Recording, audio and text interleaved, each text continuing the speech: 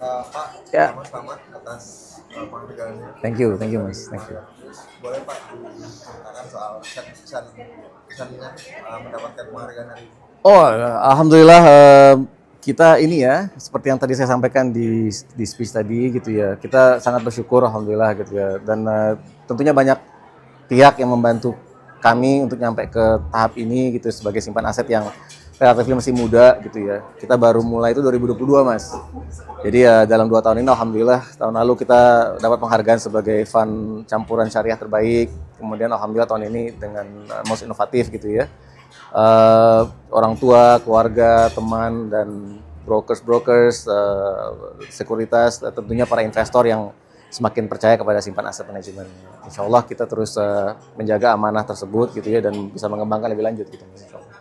Pak, ada nggak sih inovasi atau produk yang bisa membawa simpan aset sampai dapat penghargaan hari ini?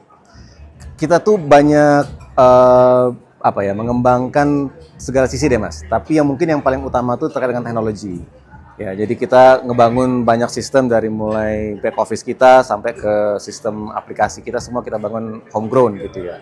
Nah, terkait dengan produk gitu ya, mungkin yang jadi perhatian itu adalah kerjasama kita dengan MSCI. Kita bikin satu reksadana aktif fund, cuman kita minta MSCI untuk create custom index buat simpan.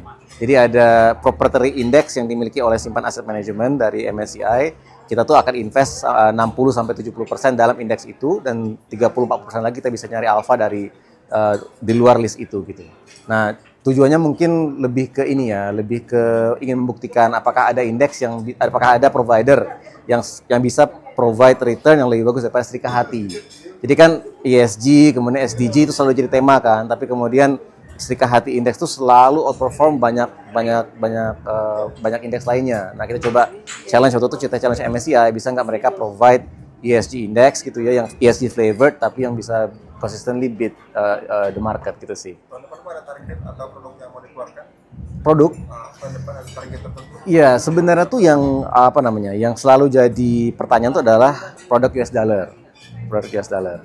Nah, memang sih idealnya tuh basisnya reksadana gitu ya, basis reksadana. Cuman reksadana itu untuk yang US dollar itu size-nya tuh mesti significantly tinggi sebenarnya, relatively tinggi gitu ya untuk meng-cater transaction cost dan lain sebagainya gitu. Sebenarnya yang paling menarik menurut saya itu adalah reksadana US dollar yang fixed income. Di market sekarang menurut saya tuh banyak yang lebih banyak mungkin yang fokus tuh yang offshore equity gitu misalnya. Tapi yang offshore fixed income itu nggak banyak gitu. Dan sebenarnya dengan relatively global interest rate yang relatively masih tinggi sekarang gitu ya, sebenarnya offshore fixed income yang relatively bagus gitu ya. Nah, di simpan aset sendiri, di KPD kita, itu kita udah ada kerjasama juga dengan salah satu offshore fund provider, tapi dalam format KPD gitu Mas. Nah, kita lagi berpikir alangkah baiknya kalau seandainya format offshore US dollar ini bisa kita kemas dalam bentuk reksadana juga gitu sih. Ya Pak, terakhir harapan untuk pemerintahan baru nih, kira-kira depan modal. Ini seru juga ya, ini mesti hati-hati ngejawabnya ya. Enggak sih, alhamdulillah gitu ya. Indonesia itu resilient sekali kan gitu ya. Saya ingat dulu Pak Khatib Basri pernah bilang bahwa Indonesia itu somewhat autopilot gitu ya. Jadi memang porsi consumption kita besar sekali gitu kan ya untuk menopang Indonesia, menopang pertumbuhan GDP. Nah, kalau saja kemudian pemerintah bisa harapan kita sebenarnya itu ada rising middle class. Jadi lebih banyak lagi tercipta miliuner baru seperti Mas misalnya gitu. Dalam 5 tahun lagi misalnya gitu kan ya, atau 3 tahun lagi mudah-mudahan insya Allah gitu ya. Tadinya mungkin yang penghasilan ratusan juta setahun bisa naik jadi penghasilan miliar rupiah setahun misalnya gitu ya.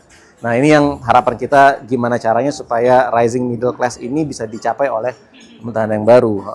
Tentunya challenge-nya banyak gitu ya. Challenge-nya banyak dari mulai birokrasi, dari mulai policy dan sebagainya gitu ya. Tapi insya Allah kita sih yakin Mas, Indonesia itu udah melalui banyak hal. Dari era perubahan ke era reformasi, kemudian era Pak SBY, Pak Bu Mega dan sebagainya sampai Pak Jokowi sekarang, terakhir kemarin Pak Prabowo sekarang, alhamdulillah Indonesia tuh alhamdulillah baik-baik aja.